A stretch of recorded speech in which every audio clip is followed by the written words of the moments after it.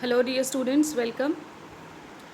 I hope that from the previous video you are quite clear about this chapter on the face of it, which is a play actually, and it is written by Suzanne Hill.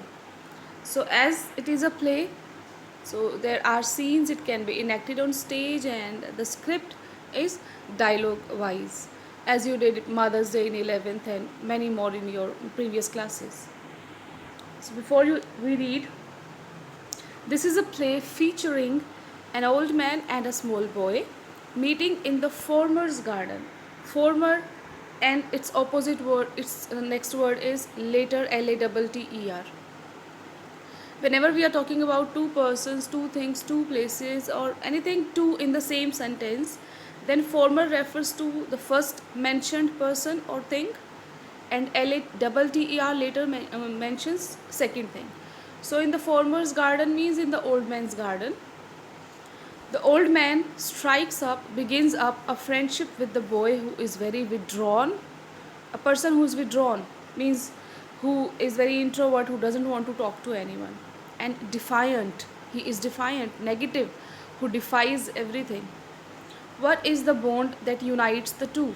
Although they both are very different, Mr. Lamb is very positive and the boy is very negative, still there is some bond which unites them too.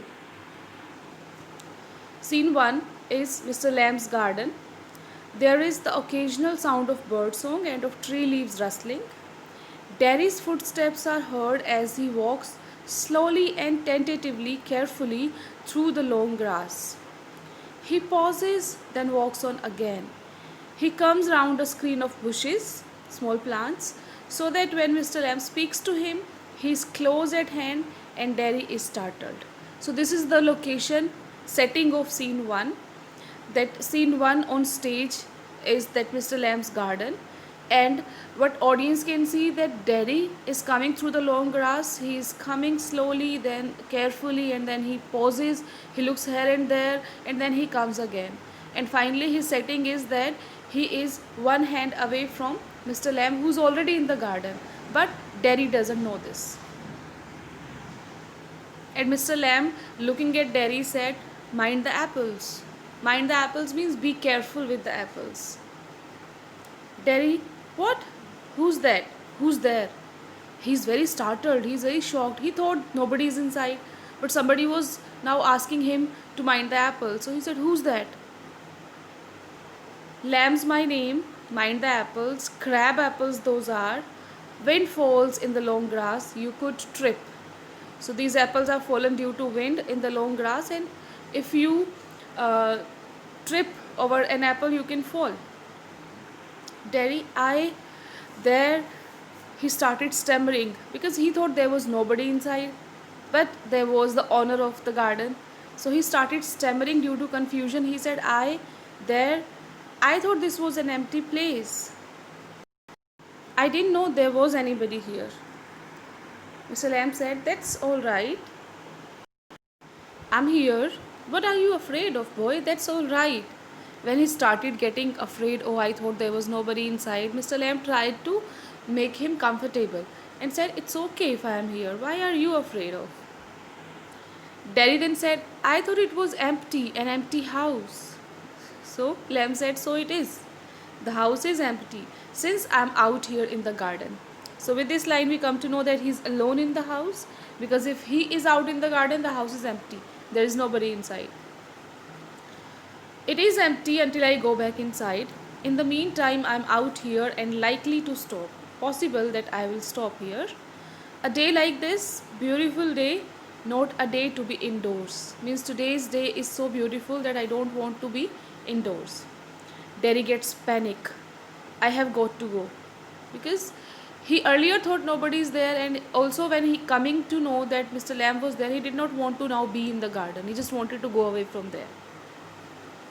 He said, "I have got to go." Mr. Lamb said, "Not on my account.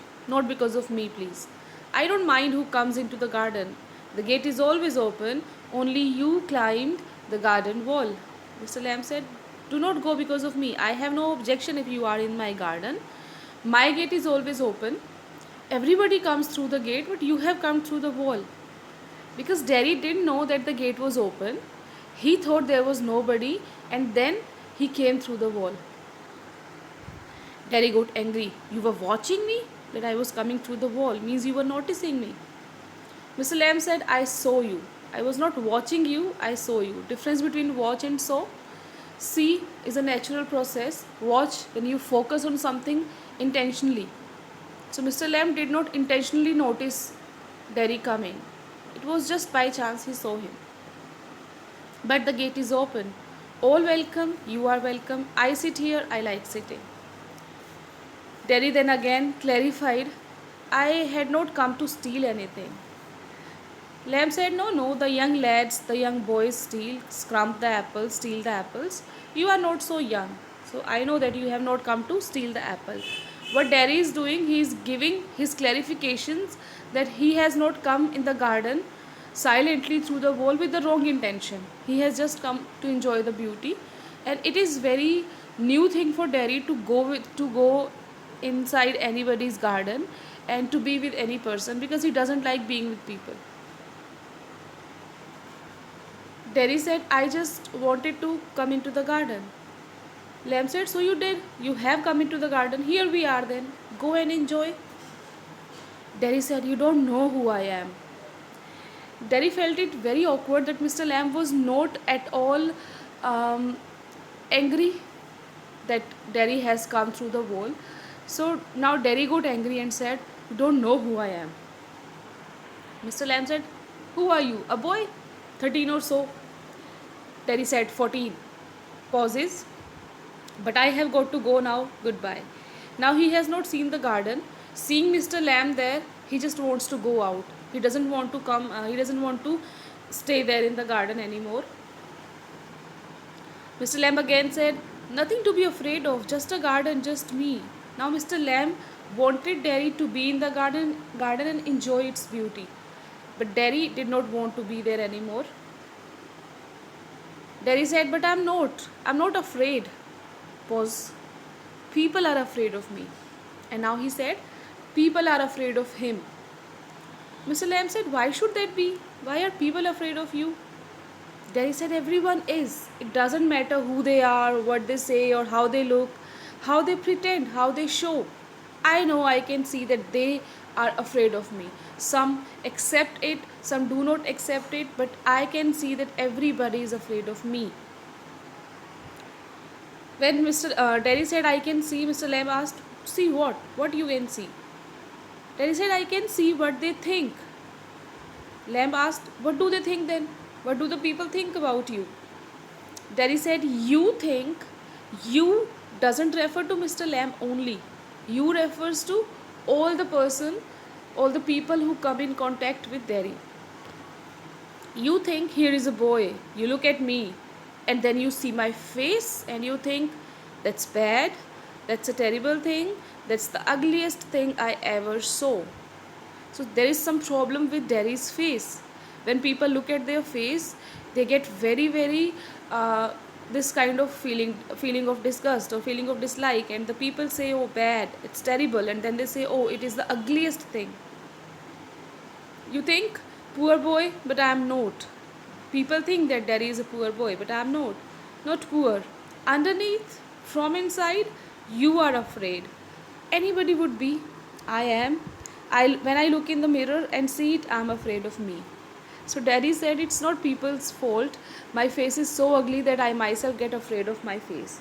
So there is some problem with Derry's face. Mr. Lamb said, no, not the whole of you. Not of you. No, I am not afraid of you. Derry said, yes. And then there is pause. And now they are talking about their face, but Mr. Lamb started talking about something else. Mr. Lamb said, later on, when it's a bit cooler, I'll get the ladder and a stick and pull down those crab apples. They are ripe for it. I make jelly. It's a good time of year, September. Look at them, orange and golden. That's magic fruit. I often say, but it's best picked and made into jelly. You could give me a hand. Give me a hand means you could help me. So Mr. Lamb told about his apples, how he makes jelly, and how this is the best time. So he wanted Derry to help him. But Derry felt it quite awkward because he was telling that people are afraid of him, his face, and Mr. Lamb suddenly cut that topic into short and came to his apples. So Derry asked, "What have you changed the subject for?" People always do that. Why don't you ask me? Why do you do what they all do? Means somewhere Derry was expecting Mr. Lamb to be different. So he said, "Why are you behaving in the same way the other people behave?" And you are pretending, showing it isn't true and isn't there. You are showing that my face is all okay because you are not talking about it. In case I see you looking at mine and get upset. Derry said, maybe that I will see you noticing my face and getting upset, but you are not asking it from me. I'll tell you, don't ask the because you are don't ask it because you are afraid to. Derry said, you don't ask me because you are afraid to ask about my face. Mr. Lamb said, you want me to ask? Say so then. He was not interested in talking what had happened to his face, but Derry wanted to tell about his pain. So Mr. Lamb said, okay, if you want to tell me, tell. Derry said, I don't like being with people, any people. Mr. Lamb again talked about his face now.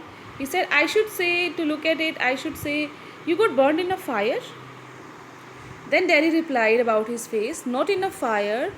I got acid all down that side of my face and it burned it all away. Accidentally, there was acid on that side of his face and the face was burned. It ate my face up, it ate me up. This is a very important line. It ate my face up is very clear. Acid ate his face. But it ate me up means it ate his life as well. His personality, his confidence, his everything is gone with the face. That's why he says acid not only ate his face but ate him as well. And now it's like this and it won't ever be any different. Derry said my face will remain same and it's not going to be different. And now some other ways to say some words which we use frequently and we use it in just like because we are using it as because we are not using it by the other words, using the other words. So we have some words we can use at the place of because, like we can use due to. He is not coming due to his busy schedule, as a result of, by reason of, by virtue of, as for, considering. These all words can be used at the place of because. Next, happy. This is a very common word. I'm happy. I hope that you are happy. I feel that you are happy. I wish that you are happy. So we can use it cheerful, joyful, delighted, carefree, gleeful. Oh, I'm gleeful that I have got this. Merry or elated. My father is elated as he has got the new consignment or anything like this. So you can use these words at the place of happy. Next is other ways to say smart. Clever, brainy. Oh, my sister is very brainy.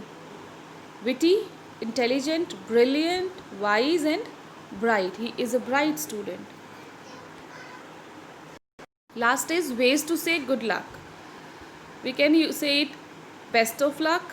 We can say fingers crossed. We can say break a leg, blow them away, all the best, wish your luck, or may luck be in your favor. So in this way you can also wish somebody a good luck. So you also have a good day. Note down these words and try to practice them while you are speaking and in your communication. Have a good day.